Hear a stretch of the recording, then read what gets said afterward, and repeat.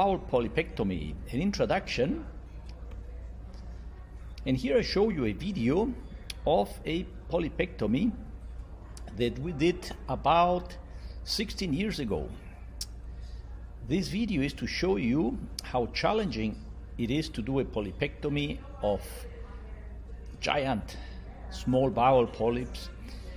And tomorrow's lecture will focus on showing you tips and tricks that have been developed and that we also have developed over the last 16 years to make it easier.